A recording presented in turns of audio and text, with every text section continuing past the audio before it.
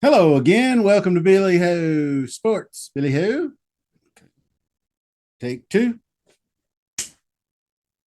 Hello again. Welcome to Billy Ho Sports. Continuing coverage of summer racing. Despite Old Debbie raining on the parade over the weekend, we still got you covered. Today's focus is going to be over here to my cousin track, Ellis Park. We're going to do the Ellis Park Derby. Really good looking race for you today. Remember, Billy Ho Sports is a solo operation, so subscribing to the channel is very important to me in spreading my content. Clicking that like button, equally as important, if not more, goes a long way to spreading the content. Like I said, if you would like to help support the channel and help me grow, check the description. There are ways to contribute. As always, I appreciate any and all support I get. Let's get started.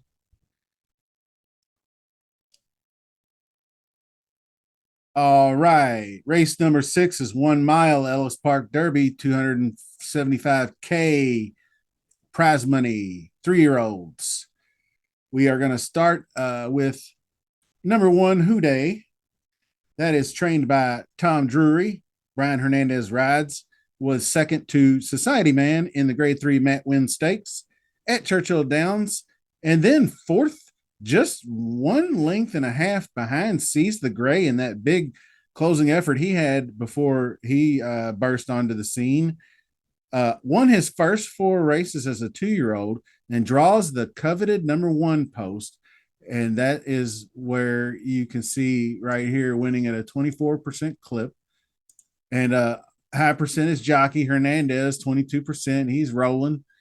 Very hot. 17 starts in the last week, 5 wins, solid. So all that looks great. Grade 2 and grade 3 efforts. Strong contender. Obviously, blinkers come off. Obviously, first in prime power, and does have just a little bit of an edge over Catalytic. We'll get to in a minute.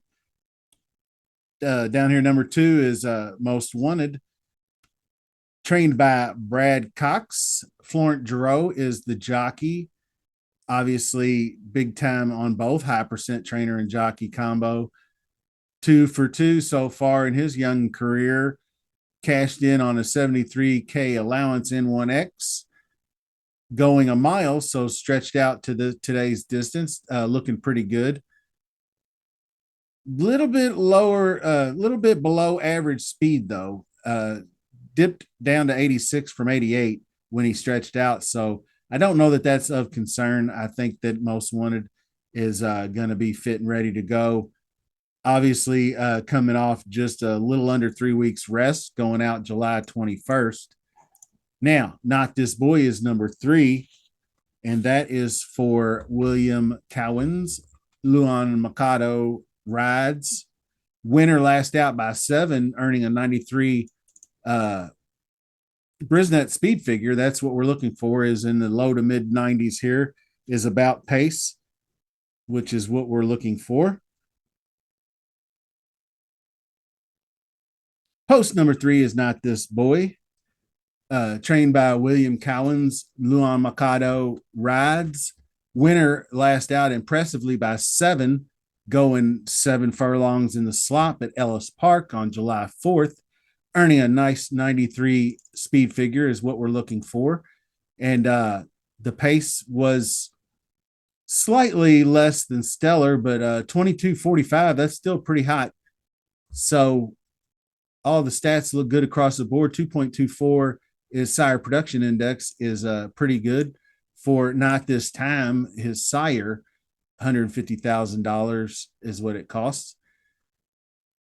Number 4, Give Me a Reason. Steve Asmussen, who's just everywhere at every track, running more races than anybody. He just kills everybody with volume, it feels like. And he wins at a pretty good clip, 13% out of his 80 starts.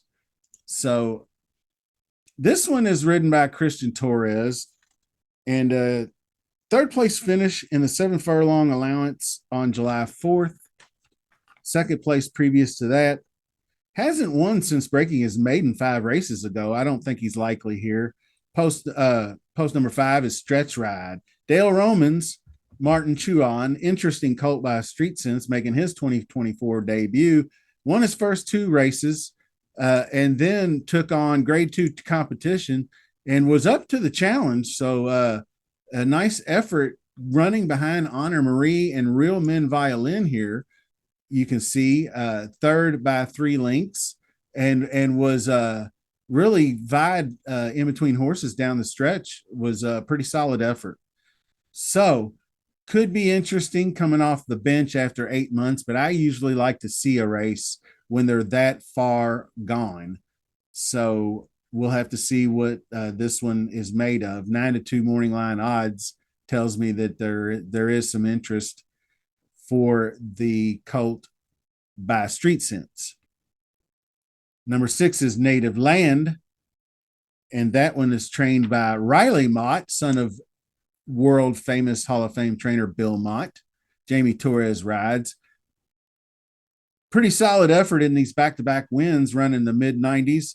What we're looking for, going a mile and a 16th in the slop, mile and an eighth. So cutting back a little bit in distance, coming off the all-weather track, should speed him up.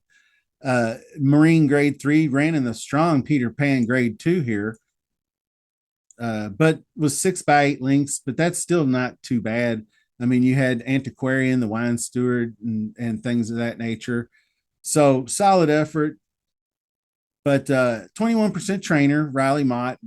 But Riley Mott is over. He hasn't got a win at the meet at about, I guess it's about a half a dozen, or I mean about a dozen or so starts so far this meet, but still has yet to cash in at Ellis. This is your next one up. Saffie Joseph Jr. trains number 7 Catalytic. Luis Saez rides. Strong efforts down here early on, and then jumped in and surprised everybody at 29-1 in that Florida Derby, where Fierceness just blew everybody's doors off, as he just most recently did.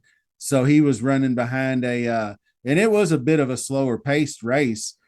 So he was just unable to do anything with that. There should be a little bit more pace in this race. The carry back got a little bit better pace there, where he ran the 89 coming off the Kentucky Derby, which was just in way over his head in that one. Drayden Van Dyke almost got him to the finish line as the chalk was, I think, 4-5 or favorite. So he's got something to prove, needs a bounce back race, and this is probably a good spot to do it. But what I wanted to get to, and I did not cover in the opening statement, was this is a 1 mile race. But if you remember the Met Mile at where we ran it at Aqueduct, I think the Wilson Chute, we all talked about the Wilson Chute, where you came out from the side here, and it's kind of a 1.5 turn race around this oval. And that is going to make a difference, because it obviously gives you that 24% inside position favoritism. So he's going to have his work cut out for him in order to beat this field and overcome that outside post. But if you go down here and you look at his previous races, not counting toss this is the Kentucky Derby. He was just never in it. Definitely can keep up with the pace. You can see second here and also fifth. So he does his best running later on in the race anyway.